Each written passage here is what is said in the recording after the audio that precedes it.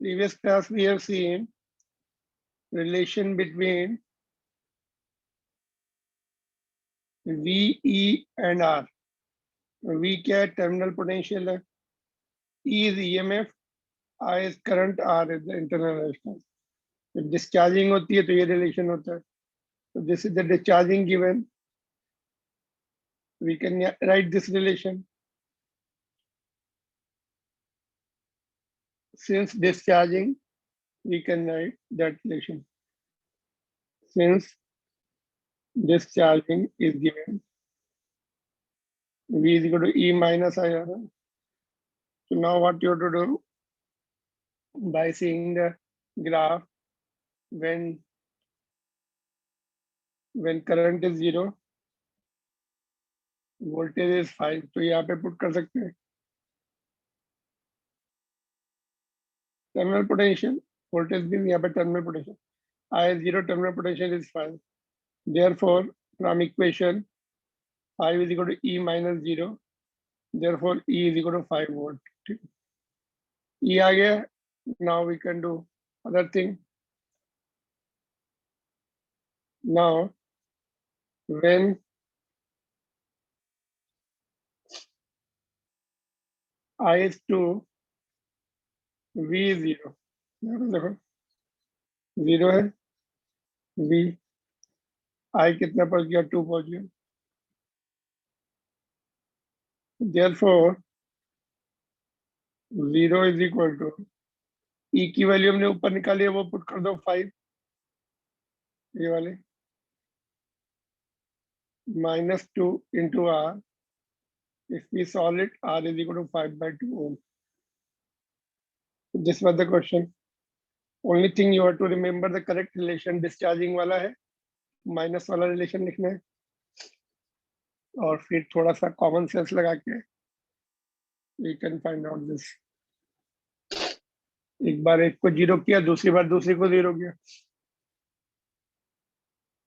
All right, moving on to the next one. जैसे ये question दिख रहा है ना, 12 वोल्ट की बैटरी है, ये इंटरनल रेजिस्टेंस 2 ओम है.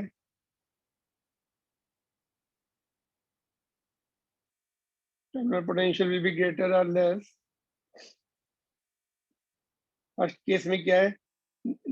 फर्स्ट केस में क्या दिख रहा है? नेगेटिव टू पॉजिटिव टर्मिनल आ रहा है. ऐसे अंदर से करंट कमिंग लाइक दिस, ऐसे ऐसे आएगा तो बाहर निकल के इधर पॉजिटिव से आउटवर्ड जाएगा. पॉजिटिव से आउटवर्ड जाता है तो V कम हो जाता है. V will be less since V is equal to E minus I. 12 से कम होगा, इतना माइनस हो जाएगा उसमें फर्स्ट केस में. सेकंड केस में फ्रॉम पॉजिटिव टू नेगेटिव, ये ऐसे जाएगा अंदर.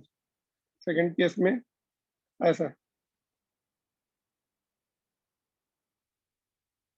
पॉजिटिव टू नेगेटिव, मतलब एक्सटर्नली जो है पॉजिटिव टर्मिनल की तरफ आ रहा है, वो पॉजिटिव टू नेगेटिव सेल के अंदर देखना है. इसका मतलब क्या है कि वो it is current is coming towards the positive terminal. जो सोर्स है, ऐसा कोई सोर्स होगा, हायर वोल्टेज का होगा. ये सपोज ये 12 वोल्ट है, दिस विल बी 20 वोल्ट. ये अपना करंट इधर भेजेगा. Net current will be clockwise. 20 volt के सोर्स से वो चार्ज हो रही है. It is equivalent to charging. Equivalent to charging, it will be greater, क्योंकि चार्जिंग में formula E plus I r. Alright, third case में 0 है, करंट फ्लोइंग इज 0, तो इक्वल हो जाएगा. सिंस V is equal to E minus I r, ये तो 0 हो गया, टर्म में पूरा 0 हो गया.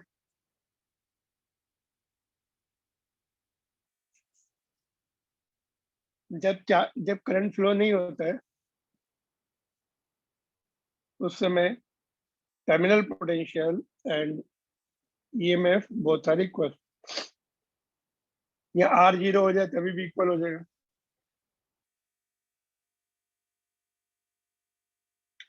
आ गया समझ में? Are you there? Yes, sir. Yes, sir.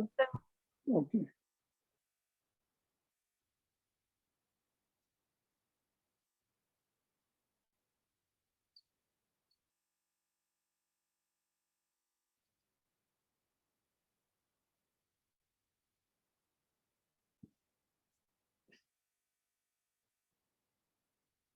You see further?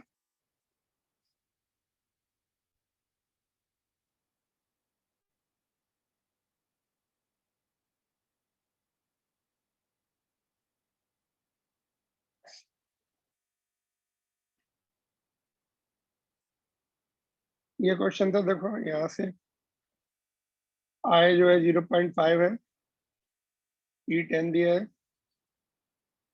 R निकालना था, स्मॉल r 3 था.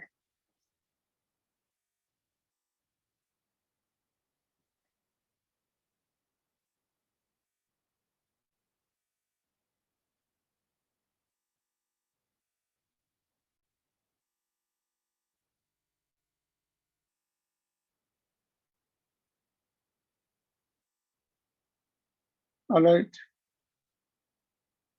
0.5 is nothing but 1/2.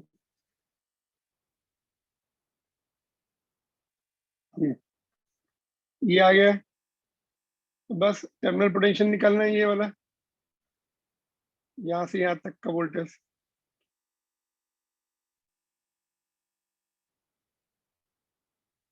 यहाँ से यहाँ तक का ये वोल्टेज चाहिए.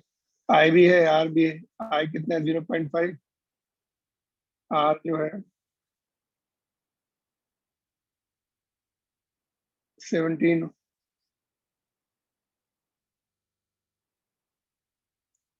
मतलब इसका मतलब क्या हुआ? इसका जो है ऐसे भी निकाल सकते थे टर्मिनल पोटेंशियल, और ऐसे भी निकाल सकते थे. और V is equal to E minus I r से भी सेम आएगा. E कितना है? डिस्चार्जिंग हो रही है.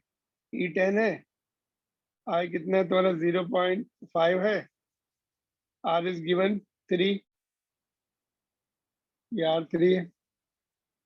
1.5 का ड्रॉप हो गया, देखो 10 माइनस 1.5 इज इक्वल टू 8.5. तो अगर you find out from external condition आ गई तो भाई इतना भी हो जाएगा. यहाँ से यहाँ तक ये टर्मिनल का ये और ये टर्मिनल पोटेंशियल, बाहर का पोटेंशियल. तो V is equal to I r से निकालो. R you can find out V is equal to E minus I r. दोनों से सेम आना चाहिए.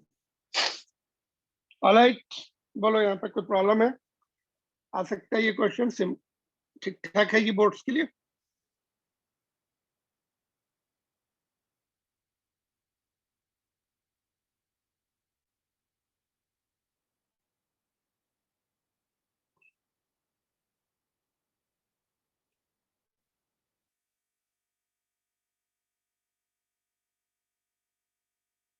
अरे देर. Yes, sir. Yes, sir. Yes, Okay. sir. Okay, noted. Yes, sir. This is the question number 2 of exercise chapter number 3. So we are discussing EMF and terminal potential and internal resistance. Ohm's law देखो, modified Ohm's law हो गया ये. I is equal to V की जगह EMF लिखेंगे, और ये total resistance, मतलब यहाँ पे टोटल रेजिस्टेंस लिख देंगे इंक्लूडिंग इंटरनल रेजिस्टेंस.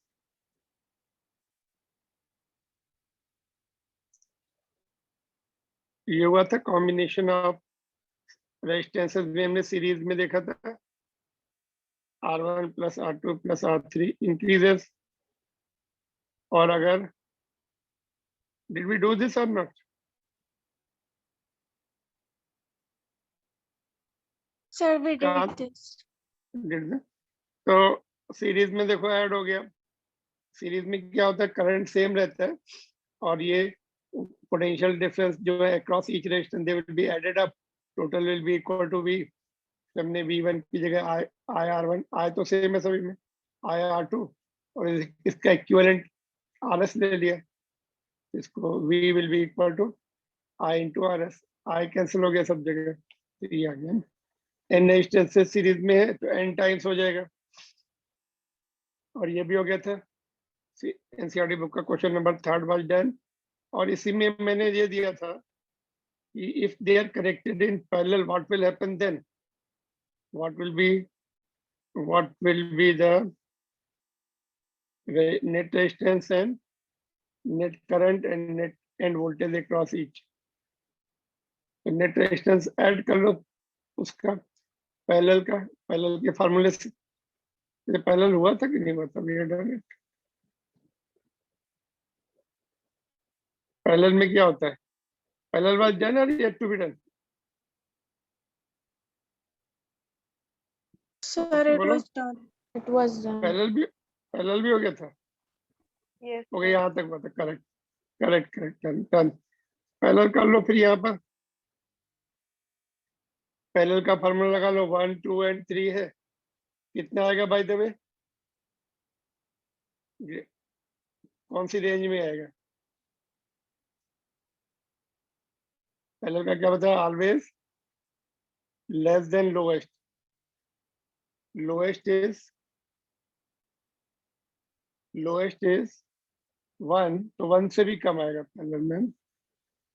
अभी भी तुम लोग जो लेफ्ट साइड में जब हम लिखते हैं ना 1/R या 1/C, बाद में रिवर्स करना पड़ता है कि नहीं, वैसे ही छोड़ देते तुम लोग। कल के टेस्ट में भी मैंने देखा, some of you are left it like that। तो ये 1 है, तो एलसीएम ले लो, 6 विल बी एलसीएम, यहाँ पे 6 आ जाएगा, ये +3 +2, तो 11/6। तो ऐसे नहीं लिखना 11/6, लेफ्ट साइड में 1/RP है, तो हमें आरपी निकालना है कि 1/RP निकालना है, तो 6/11 आएगा। तुम लोग यहाँ पे छोड़ देते हैं ऐसे, और इधर देखते नहीं 1/R है या 1/C है। तो नेट ये आ गया, और क्या निकलना था, रिपीट बोथ द पार्ट्स। दूसरा पार्ट क्या है, obtain the potential difference across each. क्या होगा दूसरे पार्ट का आंसर?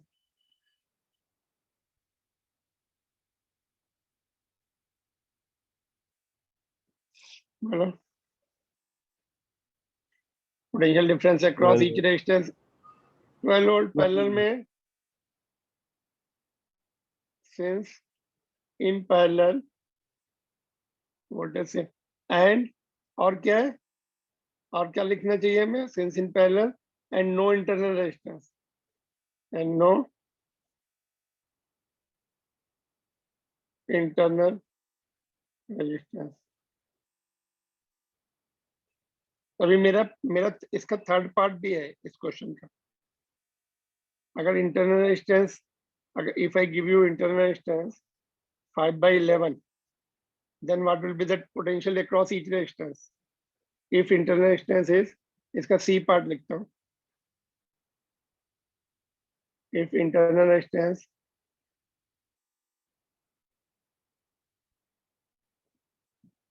is 5/11, then find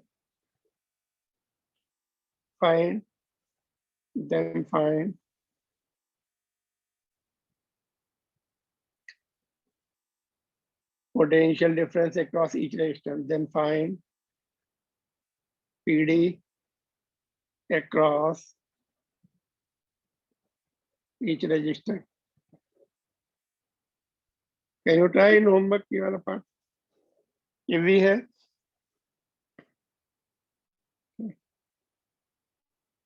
अगर इंटरनेशनल नहीं था तो हमें दिख रहा था ये 12 वोल्ट सबको मिल गया, इसको भी 12 वोल्ट, यहाँ पे 12 वोल्ट है, बट यहाँ पे भी इंटरनल रेजिस्टेंस है, कितने है, 5/11 है। तो अभी potential difference across each resistance चाहिए। तो this already points were told to you. अभी इसको सोचो और करो और सॉल्व करके भेजो उसको। This is good part.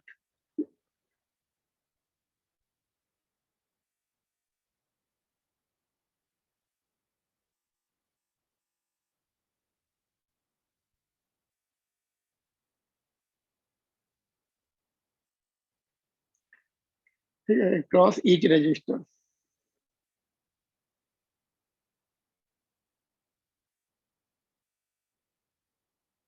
आगे देखेंगे अभी।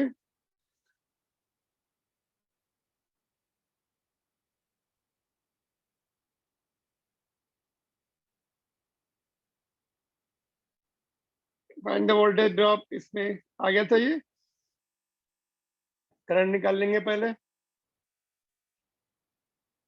पहले net resistance R s is equal to 3 + 6 is equal to 9।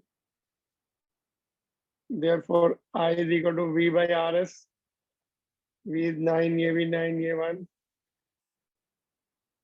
Therefore V1 is equal to IR1, 1 into 3 volt। V2 is equal to IR2, 1 into 6 volt। ये 3 years में कम drop हो रहा है। Resistance में डायरेक्ट रेशियो में potential drop is in the proportional to the resistance। Less resistance, less drop in the voltage, whereas in capacitor it was inverse ratio of capacitance में था, इसमें direct ratio of resistance में होगा। I1 V1 by V2 will be R1 by R2। तो यहाँ पे देखो, इसमें ये अगर तुम ये निकालोगे ना यहाँ से V1 by V2 और डिवाइड कर दो, R1 by R2 आएगा डायरेक्ट रेशियो। कैपेसिटेंस में उल्टा आया था, C1 by C2 was I mean V1 by V2 in capacitor was C1 नीचे था, C2 ऊपर था, इनवर्स रेशियो ऑफ कैपेसिटेंस। ये आगे तो देखो, इसमें वही ऊपर जैसे क्वेश्चन है ये बिल्कुल। RS is equal to R1 plus R2। Therefore I is equal to V upon R1 plus R2। Therefore V1 is equal to I into R1। ठीक है, तो it will be R1 into V by R1 plus R2 and V2 will be I into R2। तो इसमें आ जाएगा R2 into V upon R1 plus R2। तो direct V1 में R1, ये तो कॉमन है देखो दोनों में, V upon R1 plus R2, ये भी कॉमन है। तो अगर हम डिवाइड कर दे V1 by V2 will be R1 by R2। वैसे भी कॉमन सेंस से बोल सकते हैं, करंट सेम है, I1 is equal to I2, तो V1 R1 is equal to V2 R2, ऐसे भी निकाल सकते हैं। तो V1 by V2 is equal to R1 by R2। ठीक है,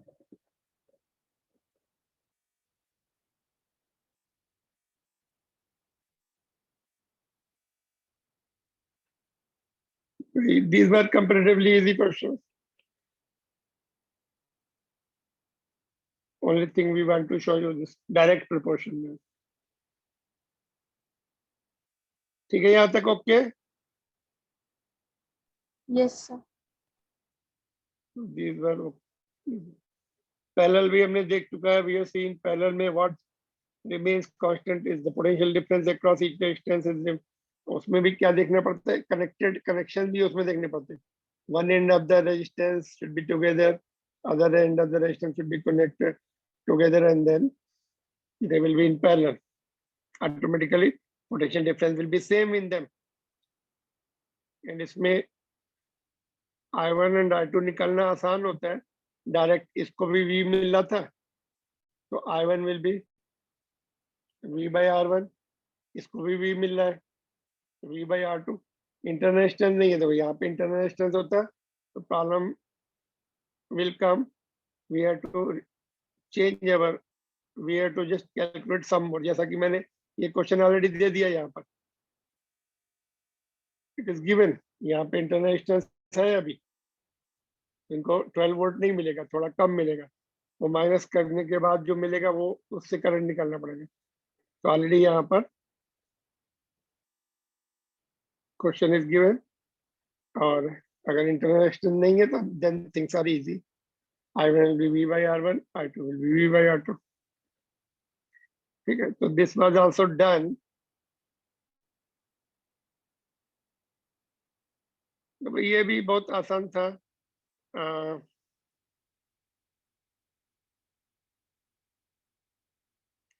potential difference across and the current through each resistance if they are in series. Series में current same होता है, पोटेंशियल हाफ हाफ हो जाएगा।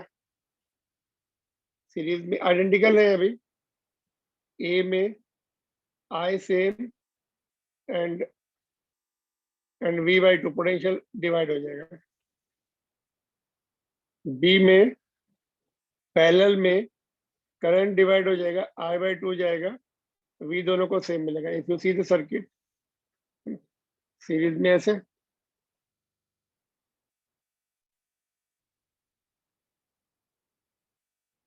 ये भी आर है और ये भी आर है, यहाँ पर वी बाई टू आधा हो जाएगा, ये भी वी बाई टू हो जाएगा, ये भी है, दोनों को ऐड करके देखो V by two plus V by two भी आ गया।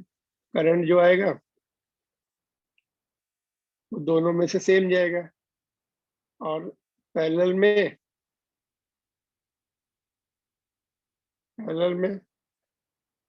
दोनों को भी मिलेगा पूरा का पूरा, करंट आधा आधा हो जाएगा। यहाँ से आ गया तो अगर रेजिस्टेंस आइडेंटिकल है तो ऑटोमेटिकली 50% दोनों को डिवाइड हो जाएगा और वी सेम रहने वाला। ठीक है, गॉट इट। वैसा कैपेसिटेंस में भी दिया था मैंने होमवर्क में।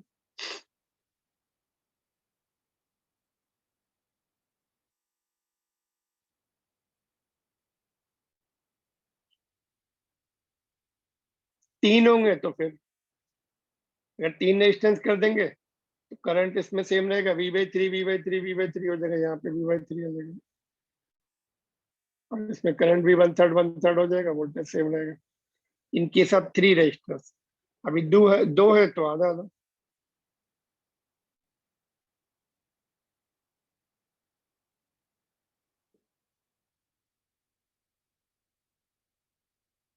Alright,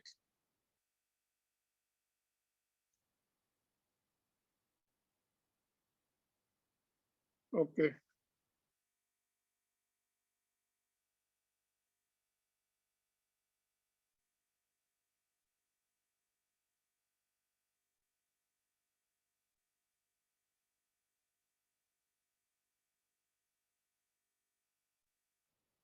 We'll see further.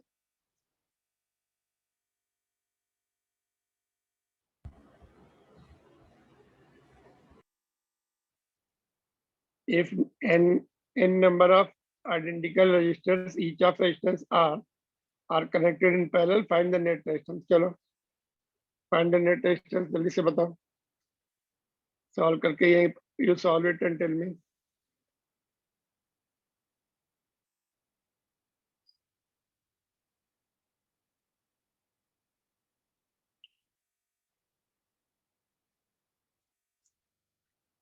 कितना आ रहा है? सीरीज में एनआर और पैरेलल में are by N.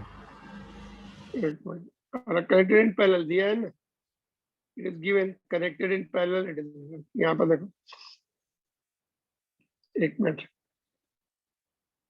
n number of identical resistors, each of resistance are connected. अच्छा, ऊपर वाला क्वेश्चन मुझे लगा। हाँ, वो नीचे वाला होमवर्क, ये ऊपर वाला, दिस वन, ये होमवर्क में रहेगा, this is important.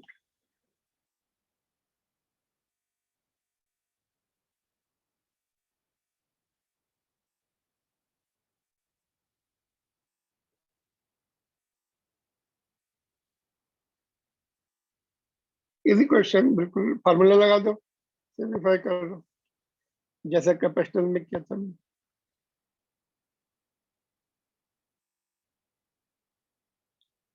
One by R P is equal to one by R, one by R, one by, तो ऐड हो गया एन बाय एन टाइम्स है, एन बाय आर, और फिर इसको लेफ्ट साइड में वन बाय आर पी हमें निकालना क्या, आर पी निकालना, तो पलट जाएगा वो। Therefore RP will be R by N. For example suppose तुम्हारे पास 20 ओम्स के 5 रेजिस्टेंस है, तो आरपी विल बी, यहाँ पर resistance of value of one resistance divided by 5, 4 ओम आ जाएगा। ये अपना टाइम सेविंग के लिए रहता है कि भाई अभी इतना 50 रेजिस्टेंस है सब फटाफट, तो उसको वो आइडेंटिकल है तो उसकी वैल्यू लिख ली, एक रेजिस्टेंस की वैल्यू लिख ली और जितने नंबर है उससे डिवाइड कर दिया। कम तो हो जाता है, हमें पता भी है कम हो जाता है, ड्रास्टिकली कम हो जाएगा। ठीक है, तो to save the time we can just directly write R by N.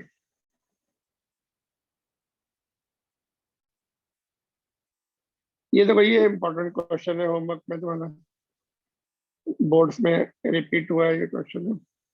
If N number of identical resistors are first connected in series, ये अलग अलग किया था, अभी हमने एक साथ दे दिया इसमें, तो आ जाएगा, आसानी से आंसर आना चाहिए। तो do it in homework and complete करो उसको और भेजो।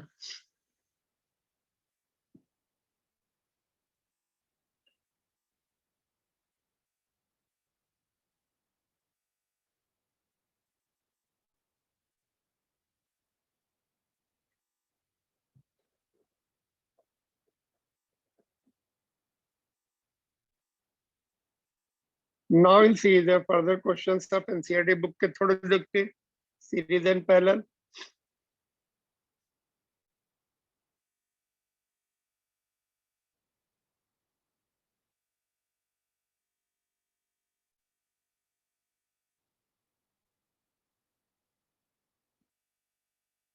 Noted, this one is done। और फर्स्ट कनेक्टेड, यहाँ पे F छूट गया, first connected in series then in parallel। All right, let's see now, next one is this। देखो, there are 3 resistors 2, 4, 5 are connected in parallel। What is the total resistance of the combination? जैसा मैंने homework में दिया same question है,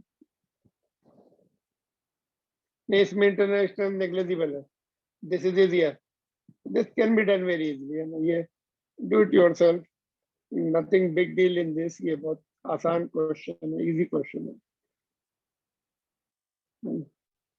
internal resistance नहीं है तो things become very easy as far as current is to be done, current is to be calculated।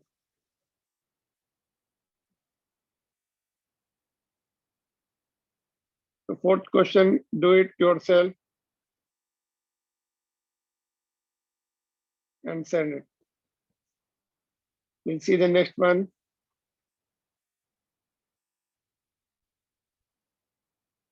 अब इसमें भी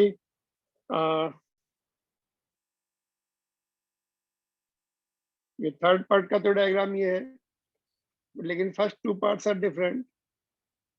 फर्स्ट 2 पार्ट्स में देखो क्या है,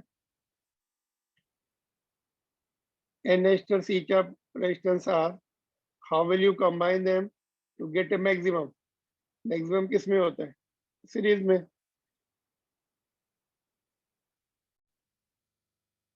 एंड फर्स्ट ए पार्ट का इन सीरीज मिनिमम के लिए पैरेलल पैरेलल में डिक्रीज हो जाता है, लेस देन लोएस्ट होता है। ठीक है, तो ये हो गया तुम्हारा फर्स्ट पार्ट। और कुछ पूछा है, what is the ratio of maximum to minimum? अच्छा वो ओके, जो ऊपर क्वेश्चन दिया है वही तो है, ये रेशियो वही तो है। ओके, तो देन ये फर्स्ट पार्ट जो ए है उसका जो लास्ट पार्ट है दैट इज गिवन, तो कोई बात नहीं, इसमें just you can write direct whatever answer comes there, यहाँ पे डायरेक्ट लिख देना, रेशियो जो आएगा डायरेक्ट लिख दो। This is what about this part, given that resistance of 1 ohm and 2 ohm and 3 ohm, the 3 ohm 3 resistance are given, how will you combine them to get the equivalent resistance of 11/3? 11/3 के लिए क्या करना पड़ेगा उनको, series parallel या कुछ और combination of series and parallel? Series में तो 6 आ रहा है और पैरेलल में कितना आएगा, अभी हमने ऊपर किया था 6/11। 6/11, तो ना तो आजा। ओके, सीरीज का 6 यहाँ पे देखो आंसर दिख रहा है। 5/11 कैसे दिया इन्होंने? अच्छा 6/11 यहाँ दिख रहा है। तो सीरीज इन पैरेलल के तो ये हो गए पार्ट, बट ये कैसे आएंगे फिर? 6/11 अभी हमने ऊपर किया था, सेम सेम वैल्यूज है। तो ये पैरेलल में 6/11, सीरीज में 5, तो ये लास्ट 2 पार्ट के आंसर हो गए। सीरीज में सॉरी 6 है, तो ये सीरीज लिखेंगे, इसमें पैरेलल लिखेंगे, बट इसमें क्या लिखेंगे? इसमें और इसमें अगर देखो, इसमें अगर हम इफ वी डू, इसका सेकेंड पार्ट देखो, इफ वी ये दोनों हम लोग सीरीज में लगा दें, नहीं ये दोनों पैरेलल में लगा दें, ये तुम्हें एक एक करके कैलकुलेट करना पड़ेगा। If 1 and 2 are in parallel, क्योंकि देखो यहाँ पर जो है ना ये 11/3 है, तो स्लाइटली मोर देन 3 दिख रहा है, और ये 3 तो है ही। इनका अगर हम पैरेलल लगा दें, इसके साथ सीरीज में लगाएंगे, तो we will be approaching to this. तो if 1 and 2 are in parallel, क्या आ जाएगा? आरपी कितना आ जाएगा? 1 into 2/3। Okay, R1 R2 upon R1 plus R2, तो 2/3 आ जाएगा। Then connected to 3 ohm in series, देखते कितना है? 2/3 + 3, तो ये आ जाएगा, एलसीएम ले लो, 9 2/9 11/3 है। 2 + 9/3 11/3। तो देखो, तो इसका आंसर क्या लिखेंगे? First two should be connected in parallel, then connected in series. और इसमें ये वाला पार्ट खुद करो, सेकंड पार्ट देखो, 11/5 है ना, लेस देन तुम्हारा 3 आ रहा है। तो फिर करके देखो अपने आप। पहले दो को ये तो हो ही गया, अभी इन दोनों को सीरीज में लेके इसके साथ पैरेलल में करके देखो, या फिर इसको सीरीज में लेके इसके साथ पैरेलल में करके देखो। ये 2 तो है ही, 1 and 3 colour. So this you have to do. You have to develop your own technique to do this question. Since it is from NCERT book, can be asked. ठीक है, तो this part is in the homework. और ये last part is comparatively very easy. अच्छा ये बताओ, चलो ठीक है, ये तो सीरीज में है, देखो ये सीरीज है, देखो whatever current will come, whatever the current is sent from here will go to the all one, all से होके निकलेगा, है ना? बैटरी कनेक्ट कर दो, यहाँ से करंट जो है सेम रहने वाला सभी में, ठीक है। तो बी इज इन सीरीज, तो कितने आंसर आएगा? R + R + R + R 5 आ रहा है क्या? 1 2 3 4 5, इसका तो 5 आ रहा है।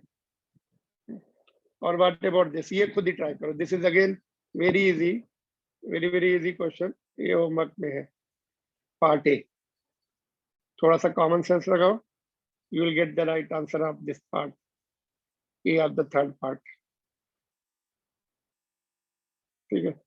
तो these are the series and parallel combination. Anything you want to ask here? कोई डाउट हो तो पूछ लो। If you have any doubt, this question can be partly asked in the board examination. First part or second part or third part.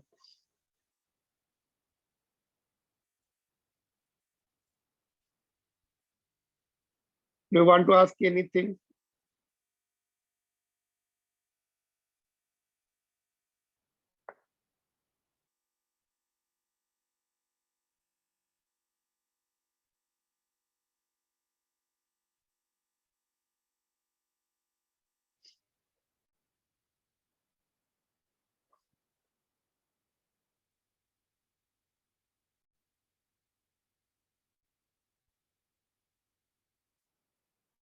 ठीक है, आगे देखते हैं अभी। Yes, sir. Sorry. तो things are not that difficult, समझ में आ रही होंगी वो। देखो ये भी बहुत one of the easiest question, just इसको डिस्कस कर लेते हैं। क्या बोल रहे हैं ये चेक पॉइंट में? R1 is greater than R2, greater than R3. Rank 3 resistance according to number A, part A. Current through them. तो क्या लग रहा है इसमें करंट कैसा रहेगा सभी में? इक्वल। इसमें ग्रेटर रहेगा, ग्रेटेस्ट फर्स्ट। करंट इक्वल रहने वाला है क्या? क्यों इक्वल? क्यों इक्वल? सीरीज में, series combination. In series, equal since in series.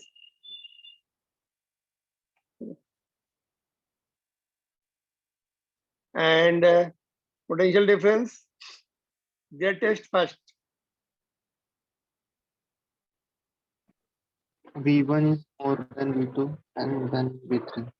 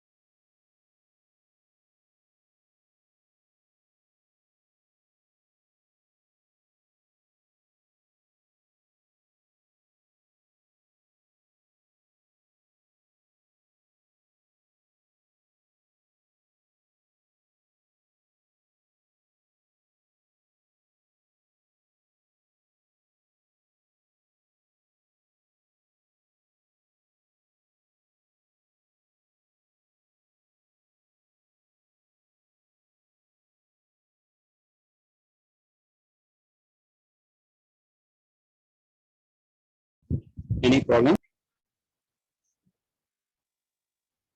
Yes, sir is not audible. Okay, my quick I join. joined again. Saloni, please make me host.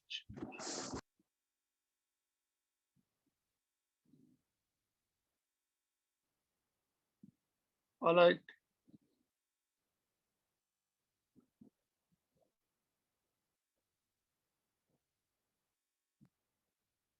Okay. देखो, this was done.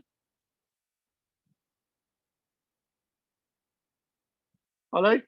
Are you there? Yes, sir. ये हो गया था. Yes, sir. उसके बाद ये question देखो. Just see these two questions. ये हो गए थे क्या? क्यों नहीं किए? ऐसा होने के थे। होने के देखो, ऐसा होने के ओके थे। देखो ये होने के एक कॉम्बिनेशन दिया, एक ये दिया, है ना? तो इसमें देखो यहाँ पर ऐसे पूरा क्रॉस दिखा रहा है, डॉट दिखा रहा है यहाँ पर, और here is the arc. Arc का मतलब क्या होता है? Wires not touching each other. यहाँ पे मैं फिर से लिखता हूँ. देखो इसमें क्या हो रहा है, आर्क में क्या है, whatever current comes here will go in this wire. लेकिन इसमें जो करंट आएगा वो इधर भी जा सकता है, इधर भी जा सकता है, इधर भी जा सकता है, डिपेंडिंग अपॉन द रेजिस्टेंस, है ना? बट इसमें क्रॉस ओवर नहीं करेगा. आर्क मीन्स नॉट टचिंग, और इसका जो करंट है वो इसमें चला जाएगा. तो आर्क मीन्स ये इसका मीनिंग होता है not touching, wires not touching. Okay, इसको मैं थोड़ा सा ऊपर लिख देता हूँ. Wires not touching each other.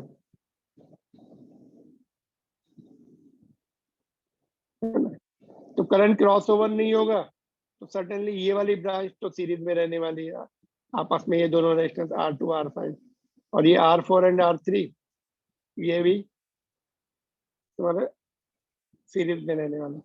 इसमें ऐसा नहीं है. इसमें क्या होगा देखो, ये दोनों पैरेलल में आ जाएंगे, बिकॉज इन दोनों कनेक्शंस को हम ऐसे कॉम्प्रेस कर सकते हैं. ये कनेक्शन को भी कॉम्प्रेस करके यहाँ ला सकते हैं, तो बीच वाला है ये.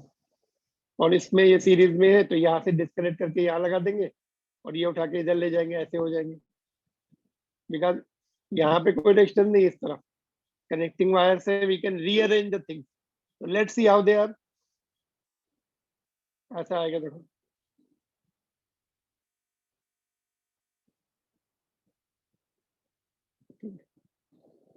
देखो तो इसका जो है, ये दोनों पैरेलल में आ गए यहाँ पर.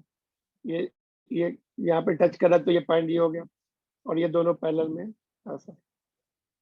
बिकॉज यहाँ पे रेजिस्टेंस नहीं है. यहाँ पे होते तो फिर हमें अलग से सोचना पड़ता. फिलहाल यहाँ पे नहीं है तो we can just compress this point and यहाँ पे ला सकते हैं. कॉम्प्रेस करके यहाँ पे ले आए एक साथ. ऊपर वाला रेजिस्टेंस और नीचे वाला है ये, इसका इक्विवेलेंट तो ये हो गया. इसमें ऊपर और नीचे वाला तो सेम है, ठीक है. और ये वाला देखो, ये और ये सीरीज में, इसको थोड़ा रीअरेंज कर लिया, ये वायर को यहाँ से यहाँ कनेक्ट कर लिया. और ये वाला इसको रीअरेंज करके ऐसा कर लिया. तो इसमें देखो इस तरह से सर्किट जो है री इंटरप्रेट करेंगे, मतलब इसको हम इंटरप्रेट करेंगे फिर सॉल्व करेंगे, ठीक है. बोथ आर डिफरेंट डायग्राम्स है ना. दोनों के आंसर सेम आ सकते हैं या नहीं, डिफरेंट आ सकते हैं, but as far as interpretation is there both are different. यहाँ पे R2 एंड R4 पैरेलल में दिख रहे हैं, इसमें R2 एंड R4 का कोई डायरेक्ट कांटेक्ट नहीं है, बाद में ब्रांचेस पैरेलल में है। ठीक है, आगे समझ में ये? Anything you want to ask here you can ask. Sorry, बोलो। आर्क का मतलब समझ में आ गया? This is, they are not touching each other.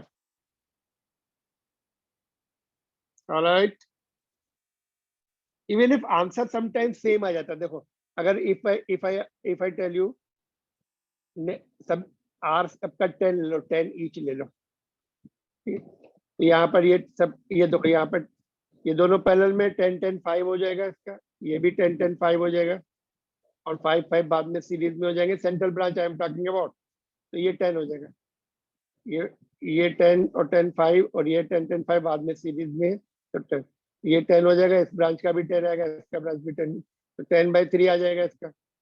इसमें देखो ये 10 और 10 20 होगा, ये 10 और 10 20 होगा, तो आपस में फिर ये दोनों मिला के फिर से पैरेलल में 10 आ जाएंगे। ऊपर वाला भी 10 है, नीचे वाला भी, इसका भी 10, 10/3। तो आंसर दोनों के सेम आ सकते हैं। इफ ऑल आर 10 हो, इसमें भी तो दोनों का सेम आएगा 10/3।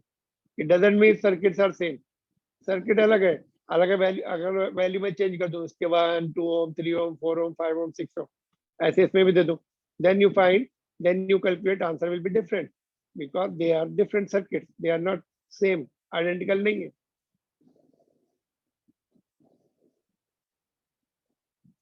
ठीक है, दोनों में डिफरेंस समझ में आ गया?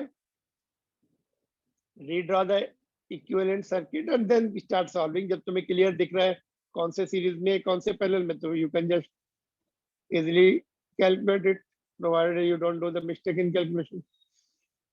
ठीक है, इसमें कोई डाउट हो तो पूछो, just we have 2-3 more minutes, then will wind up. हम 1-2 क्वेश्चन और दे देता हूँ, then will wind up.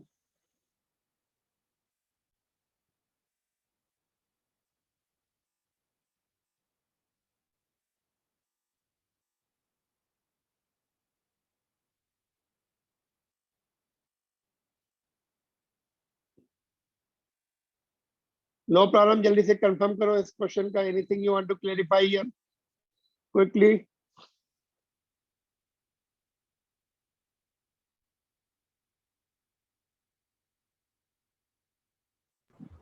No problem. No problem, No problem. ठीक है। तो ये इंपॉर्टेंट भी है, बोर्ड्स एग्जामिनेशन में ये रिपीट हुआ है क्वेश्चन, ऐसा दे सकते हो तुमको। तो ये एक होमवर्क में एक इंपॉर्टेंट क्वेश्चन, 1 या 2 क्वेश्चन देता हूँ, वाइंड अप करते हैं। देखो, ये वायर है R ओम की, इसको क्या किया है हमने, एक सर्कल वन टर्न के सर्कल में बना दिया। Then find the net resistance between diagonally opposite points, net resistance between diagonally opposite points. Uniform wire of resistance R is converted into circular loop of 1 turn. Find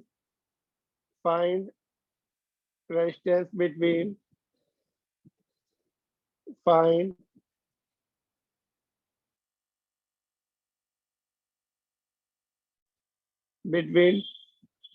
two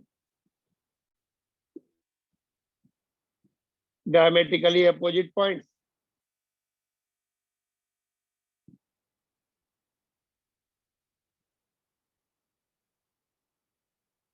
ठीक है, तो थोड़ा सा common sense लगेगा और हो जाएगा ये question. Just use little bit of your common sense. This question is important.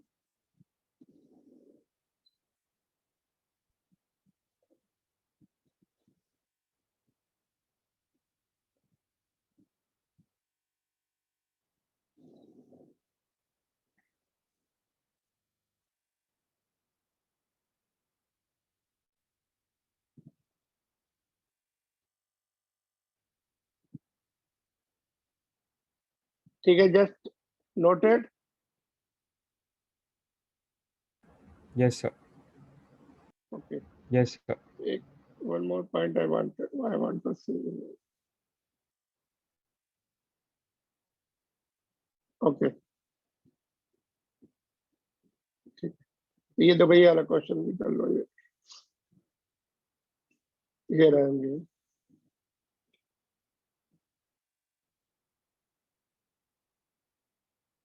Okay, yeah, this is the last question.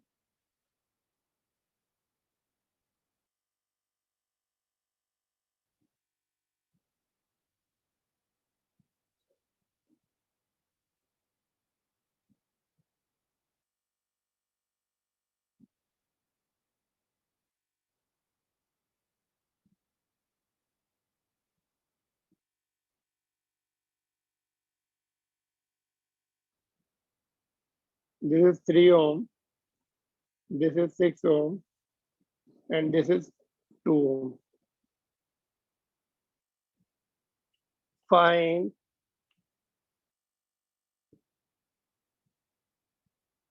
net resistance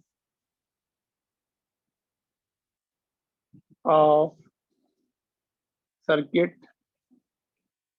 पहला point, दूसरा find current in 3 ohm resistance,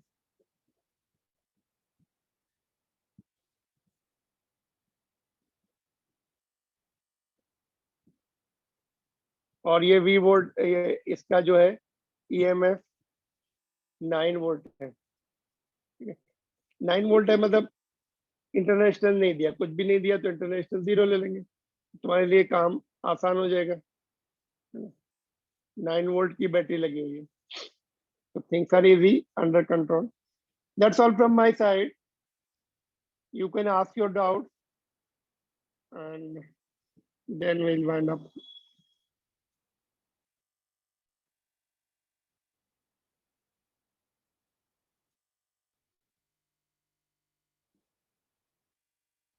Find net resistance of the circuit shown in the diagram and find current in 3 ohm resistance. यहाँ पे battery दी है तो points लिखने की जरूरत नहीं पड़ती, फिर कौन से पॉइंट से निकालना है ना, बैटरी के रिस्पेक्ट में सोचना है, कौन से सीरीज में है, कौन से पैरेलल में। All right, that's all, note down and then solve and send, complete करके भेजो उसको। ये आर वेरी इंपॉर्टेंट क्वेश्चन, ये भी इम्पोर्टेंट है।